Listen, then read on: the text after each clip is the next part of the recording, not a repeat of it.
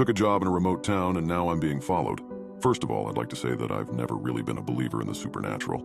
Sure, I enjoy spooky stories, especially around this time of year, and I've definitely gone down a few rabbit holes exploring weird phenomena, but I wouldn't really call myself a true believer. I've asked for advice on this topic before, not here but on other forums, but nothing has ever worked. So I figured that there's no harm in following some people's advice and sharing my story here, even though I'm not really sure what to expect from this. Back in January, my university shared a job opportunity from a school in the north of Ireland, looking for a recent graduate to join them as a Spanish teacher in the fall. At the time, I was in my final year of English studies at a university in Spain, and wasn't really sure about what I wanted to do after graduation. So I applied, not really expecting much to come out of it. To my surprise, less than 2 months later, I got a call for an interview, and soon after I was officially offered the position. That led to a restless summer as I prepared for the life I was about to start. I had some reservations, but my parents had even more. The town where I would be teaching was so small and remote that it didn't even show up on Google Street View, and the nearest hospital was almost an hour's drive away. It was one of those aging towns with very few children, and as such, the school didn't just serve the local kids. It hosted children from nearby towns as well, with a total of about 10 to 15 students per grade, up to the 6th grade. The local convenience store was stocked only once a week, so I was warned not to expect too much variety. And on top of all of that, it was extremely cold. Despite all of this, I still felt drawn to go. The town was isolated, sure, but the photos I found online were breathtaking, and the small number of students would allow me to focus more on each of them. The limited options when it came to sustenance sounded harsh, but having a car was sure to help the situation at least a little bit. The salary was generous too, as remote teaching jobs in such areas were hard to fill, and the offer of free housing didn't hurt either. Knowing how isolated the town was, I decided to bring my car and take my time driving through Spain, France, and Ireland. What should have been a 2-day journey turned into a week-long road trip. I took the scenic route, stopping at hotels and doing a little sightseeing along the way. I arrived at my new house late at night, after countless wrong turns and much cursing at Google Maps, hours after I was supposed to arrive. I thought I might have to spend the night in my car, but I was relieved to see a light still on inside the house. I knocked on the door and waited. After a couple of minutes with no response, I knocked again, and again after another couple of minutes. That's when I heard a voice behind me. "Hello?" I gasped and quickly whipped around, my heart pounding. The voice belonged to a man. He was tall, but not intimidatingly so, with neatly combed dark brown hair that looked oddly perfect in the midst of the howling wind. He looked at me like I was some kind of intruder. "Can I help you?" he asked, his tone laced with annoyance. Still trying to calm down, I replied, "Hi. No, that's okay, thank you. I'm just waiting for someone to open the door." He gave me a look that made me feel like the stupidest person on earth. "There's no one in there," he said matter-of-factly, "and nobody here takes well to intruders, so..." He stepped forward, grabbed my arm, and began pulling me toward my car. Wait. I yanked my arm free and crossed them over my chest. "I'm not an intruder, thank you very much. I'm Sandra, the new Spanish teacher, and I'll be living here for the foreseeable future." A smirk crept onto his face, amusement flickering in his eyes before he burst out laughing. He tried to contain it when he noticed how annoyed I was becoming. I'm sorry, give me a second. Okay, you? The new teacher? You look 12. I shot him a glare.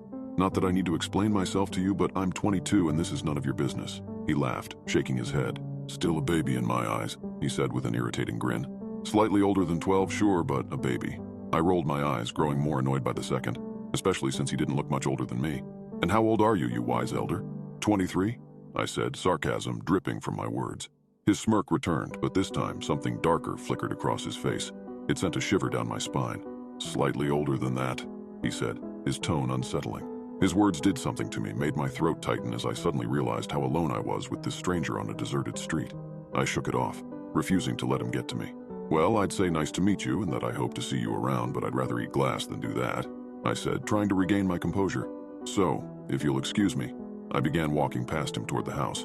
"There's no one in there," he repeated, his tone suddenly more serious, sending another chill down my spine. I remember thinking I should have worn a thicker jacket.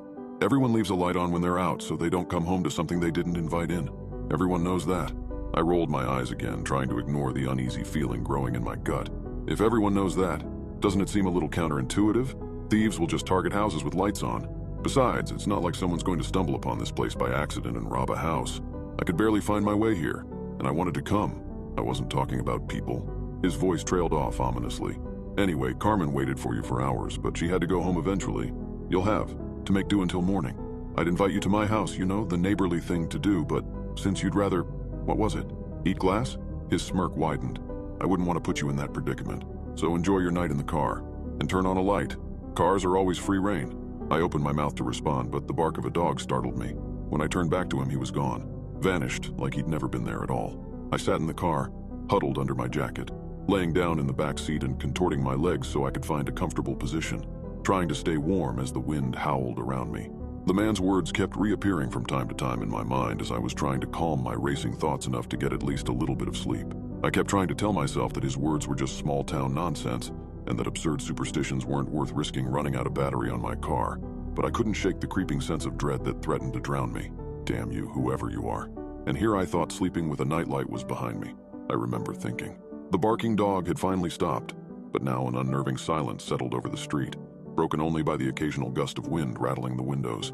I flipped on the interior light, hoping it would make me feel less alone, but instead it just cast strange shadows inside the car, making everything feel more claustrophobic. Out of nowhere I heard the distinct sound of hooves.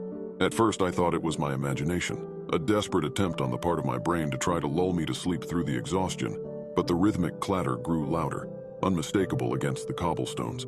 Squinting through the fogged-up windshield, I saw it, a massive black horse standing at the edge of the road.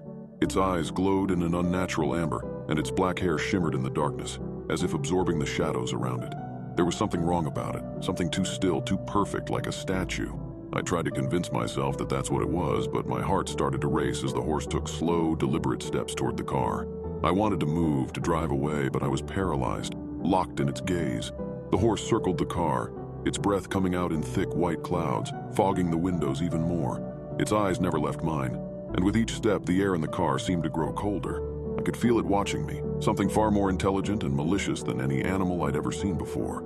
Suddenly, it stopped right next to my window, towering over the car, and lowered its head. Just as I thought it might smash through the glass, a loud crack echoed through the night, and the horse flinched violently, eyes wide with fear. Its ears pinned back as it reared up, letting out a bone-chilling neigh that pierced through the wind. It bolted into the darkness, hooves pounding the ground, disappearing as quickly as it had appeared. My breath caught in my throat as I scanned the empty street, searching for the source of the noise. That's when I saw it, just beyond the trees, a dark shape moving through the shadows, too large to be human, too quick to be anything natural. I spent the rest of the night hugging my knees to my chest, flinching at every sound, every rustle of wind. My mind raced with possibilities, but no explanation seemed to make sense. All I could do was sit there, waiting for dawn to break. When morning finally came, so did Carmen, the woman in whose house I was supposed to be staying. She was short, with graying hair, and she was wearing a long green robe that dragged along the ground as she hurried toward my car. She knocked gently on the window, her face filled with concern. Oh dear, she fretted as I opened the door. Are you all right? I'm so sorry for making you wait out here. When you didn't show up last night, I figured you'd arrive sometime today. Poor thing. All alone out here all night in your car. I hope it wasn't too terrible. I forced a tired smile. It's all right, Mrs. Walsh. It was my fault. I got lost on the roads. She clucked her tongue. Who in their right mind decides to brave those roads at night? You're a very lucky girl, you know. Even the locals don't travel those paths after dark. Too many have gotten lost and never returned. She made a strange gesture with her hand. No one bothered you, I hope? Her words sent a shiver down my spine. Did she know? Had she heard about the horse or seen it herself? I couldn't tell if that's what she meant, or if she was just voicing local superstition. Either way, I wasn't about to seem like the crazy new teacher who believed in ghost stories. No, I met someone who told me you'd be back in the morning, so I just waited here, that's all, I said, following her toward the house. She stopped abruptly at that, and I almost bumped into her. When she turned back to look at me, her face was serious. I think I know who you're talking about, she said, her voice low. She took a deep breath before continuing. Child, if there's one thing you listen to me about, let it be this. Stay away from Cormac Byrne, promise me you will. I nodded, even though something told me it was a promise I wouldn't be able to keep. Deep down, I had a feeling I'd be seeing him again.